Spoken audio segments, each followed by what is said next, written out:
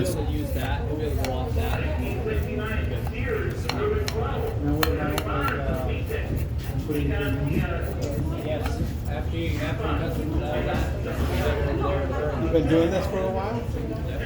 Yeah, I think I've been here 7 or 8 years. Gotcha. And I've been doing leather work since I was like 15. I learned to do the Western saddles and stuff out west when I was 17. So for doing belts, for me, it's kind of old hat. This isn't any challenge. It's just something fun to do. Some money. Right. Some quick money.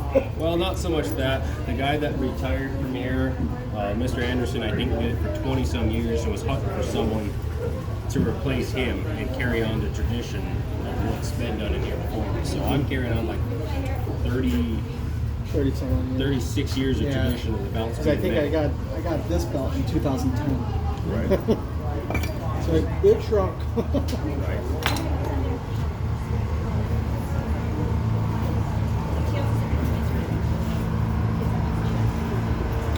So, do you mind explaining how the process goes? Pretty much I'm cutting the strips. I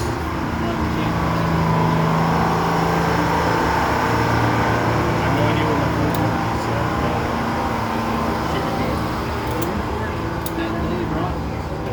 No, that's from my iPad. I might not have bought the right one at all. I just might have bought 2 from my iPad. so your phone is totally dead. Oh, it is now. The 4% I had earlier is cut. Yep. So, is it like self-explanatory, like how it works? Kind of. So when you buy a full hide, they come in a half of a cowl. So you get half a cowl's worth of leather. So you got to cut a straight line on that from the neck to the tail to start the strips. And if you've seen all these things set, those are my strap cutters. So I set that blade to how wide I want the belt and start stripping that hide down into the strips that you see all over the place here. But then I got to bevel all 4 sides because they're square. Gotcha. So what them little black handle things you see me rounding the ends with, those are the bevelers that take that sharp corner.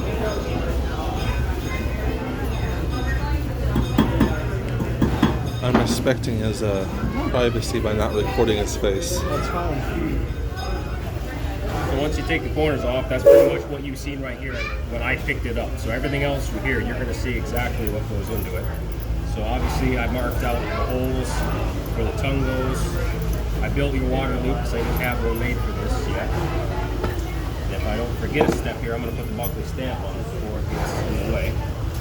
How are we doing today? Good.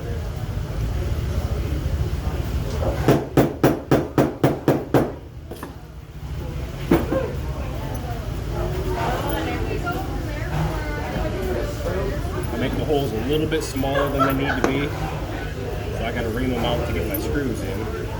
I don't want them falling out, so I'd rather that leather close up around that hole.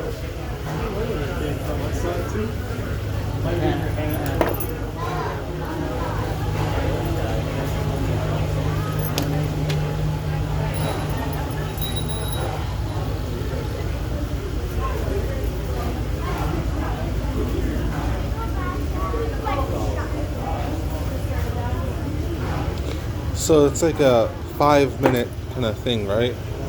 Well, the fastest I've ever done it is 12 minutes from the hide to the belt, but I can't maintain that. That's if all my tools are set exactly where I need them.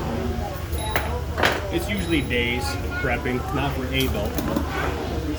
I'll do a whole hide at a time, work them through, finish them out.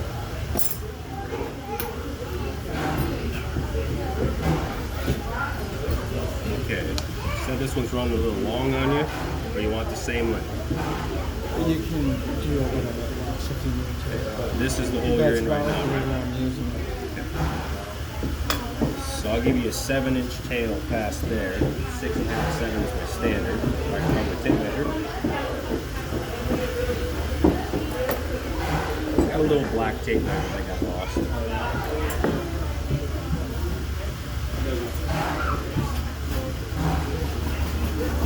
I don't need it anyways. I know how far 7 inches is.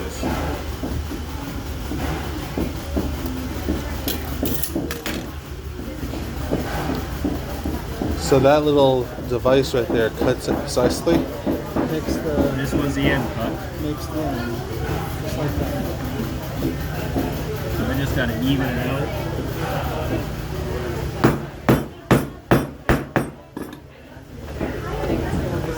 This one doesn't like to cut deep. I get the one leg of that is longer than the other.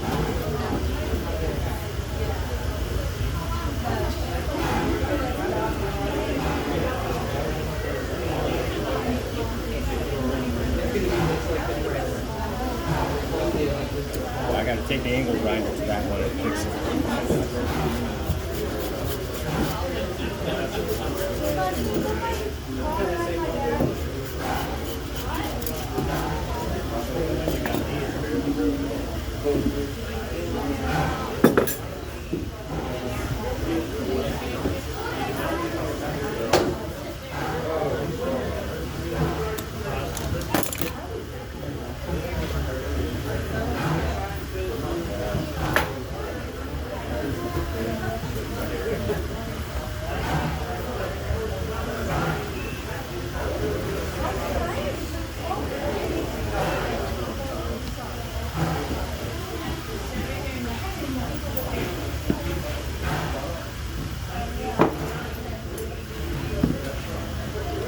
Maybe I could learn. Huh. It's not hard, but it's hard to keep it consistent. It's like I didn't drag a compass across there. I've made a couple thousand belts, so trying to get them holes dead center all the way across. I could scribe a compass, but it just takes me too long. I can eyeball them pretty decent, Right. but go ahead and give that a try for me.